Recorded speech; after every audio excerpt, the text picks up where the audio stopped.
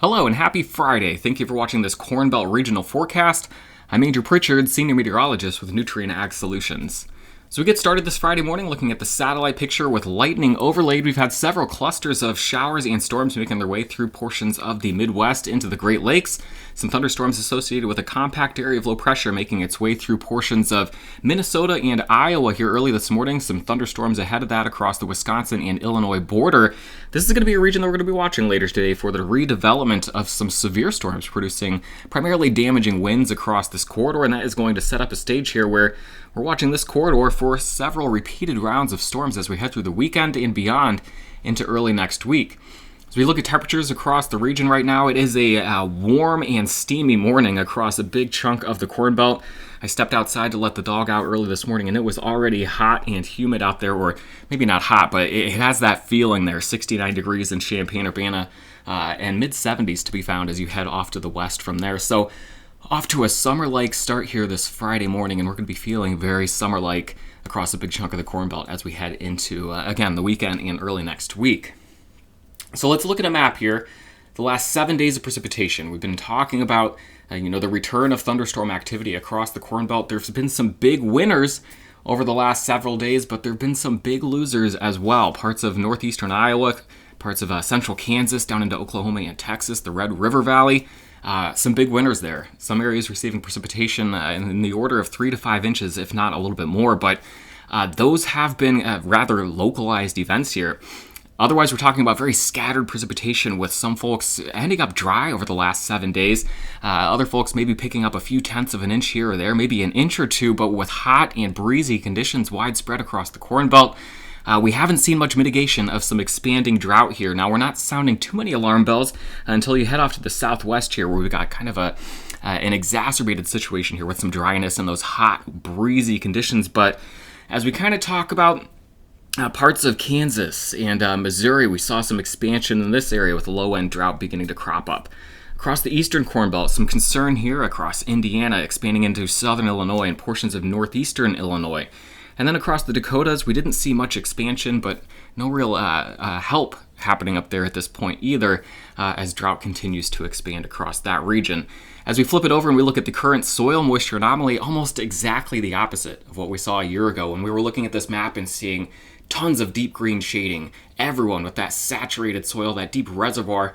That is now gone after several days or several weeks of summer-like conditions here, and without a real active pattern across the midsection of the country as we came out of mid-spring, getting into May and early June. We're starting to see a lot of dryness across the region, and so the next week here is going to be crucial as we look for some areas of thunderstorm activity.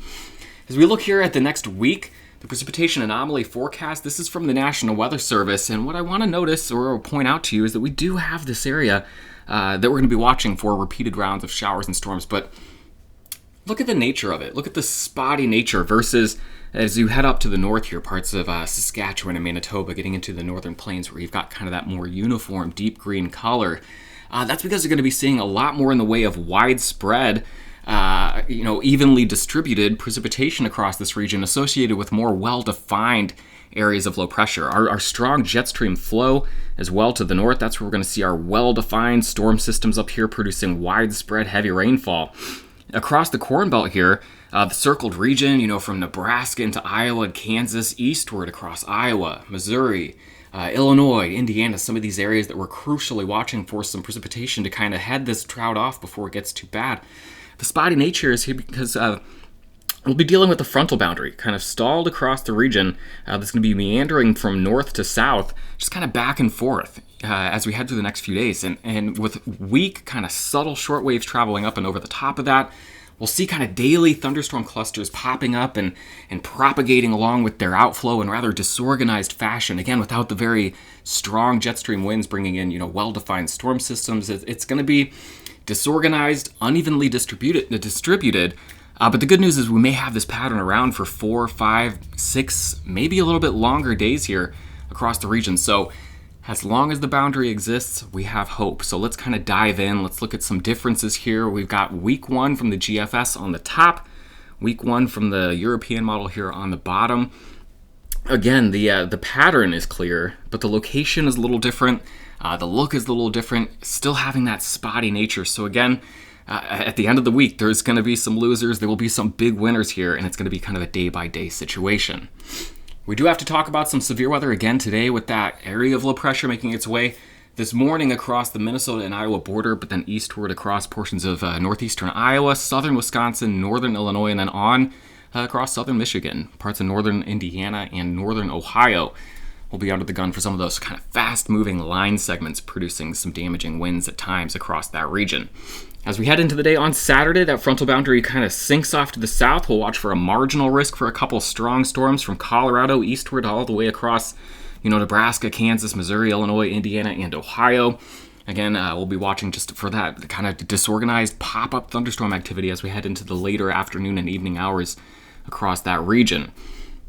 So let's take a look at things from the high-resolution NAM model. This will take us through the next 60 hours, getting us on into Sunday afternoon. Let's go ahead and bring it back to early Friday morning. We've already looked at the current radar picture with that cluster of showers and storms associated with that area of low pressure across parts of Minnesota, Iowa, Wisconsin, and Illinois. As we head through the afternoon hours, we'll see instability beginning to grow along and ahead of that storm system. So as we head into the mid-afternoon hours, right around 2, 3 o'clock, probably first across parts of central Wisconsin, where I think if we're going to see any tornado activity, it's probably going to be across this region, central and southern Wisconsin. It's where we have a little bit better wind shear, a little more turning with height there.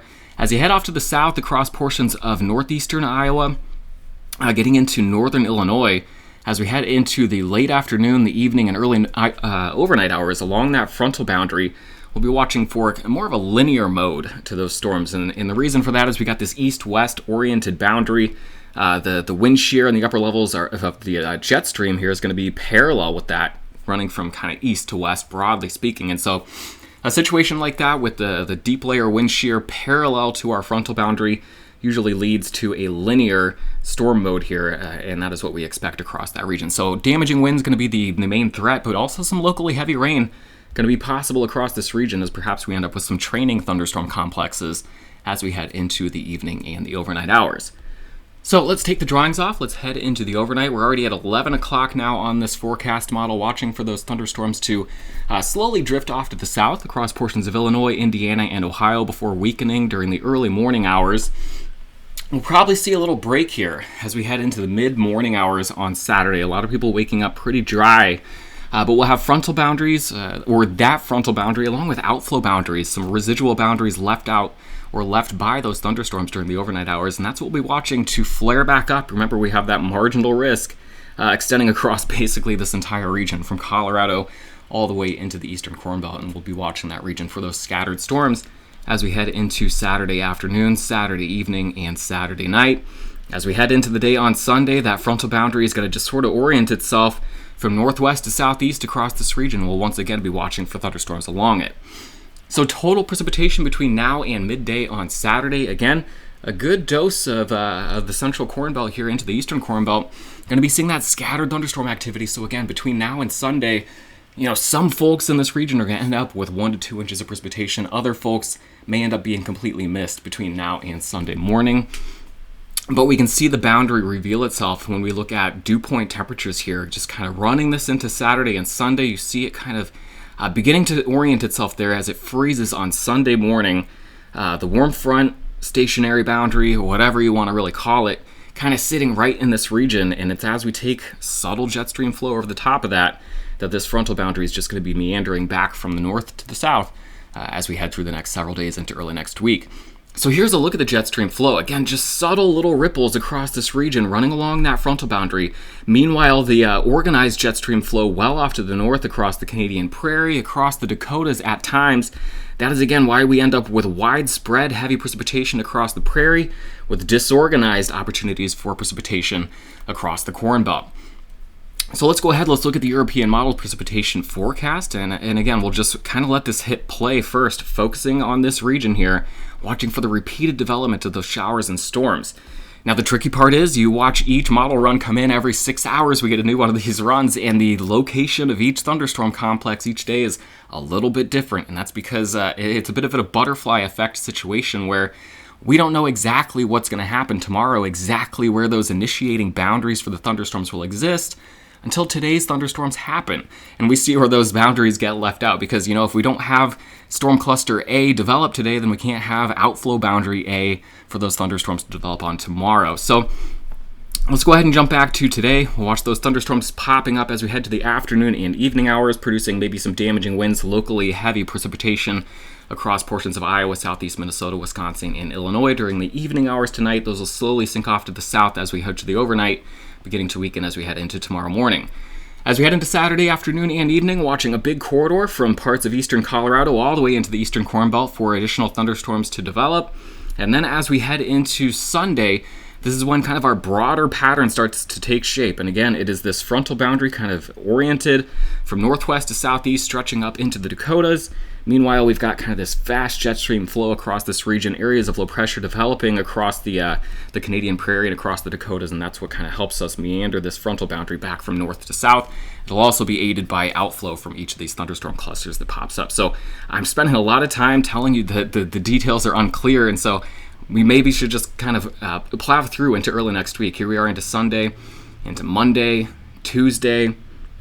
Still watching these repeated rounds of storms popping up along this frontal boundary, potentially watching for a well-organized area of low pressure across the Central Plains. That would certainly help with some organized precipitation across the Central Plains. Let's kind of hold off on talking about that until we get into early next week to get some confidence growing there. But here we are into Tuesday evening, getting into Wednesday, all the way into Thursday, and then maybe shutting things down around Friday. I want to show you a little bit of a different look. We're looking at daily precipitation, so every 24 hours here from the GFS. So here's this would be Friday, getting into Saturday, Sunday. Now we're orienting this boundary right across this region. So now let's take it further into Monday, Tuesday, Wednesday, Thursday, Friday.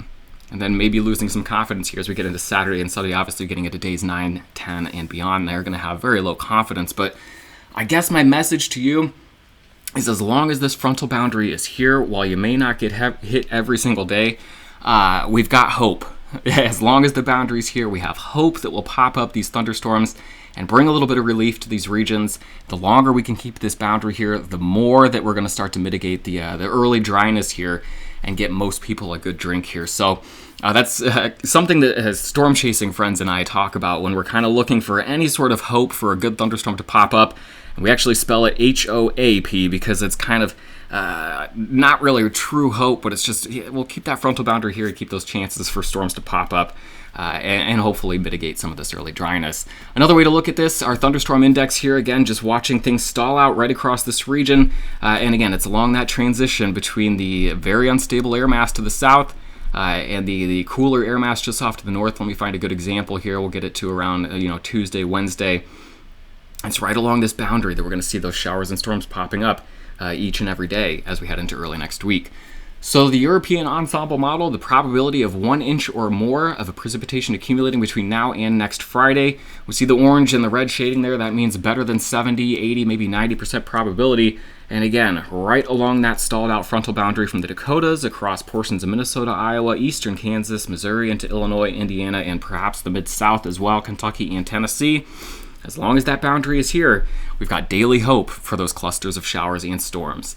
Temperatures are going to be on the warm side for many across the Corn Belt. The exceptions could be maybe across the western Dakotas at times as that trough digs in the jet stream. But it's going to be a warm and humid pattern here across a big chunk of the Corn Belt. 80s and 90s becoming widespread for folks as we head into the weekend. Mid-90s across the Dakotas Saturday and Sunday. Here we head on into Monday and Tuesday again, with 80s and 90s continuing across the region. The Gulf of Mexico wide open, so it's going to be a very muggy 80s and 90s across the Corn Belt. Have a great weekend. Fingers crossed for you if you've got dry soil that you do end up with a drink. We'll check back in on things as we get to Monday morning.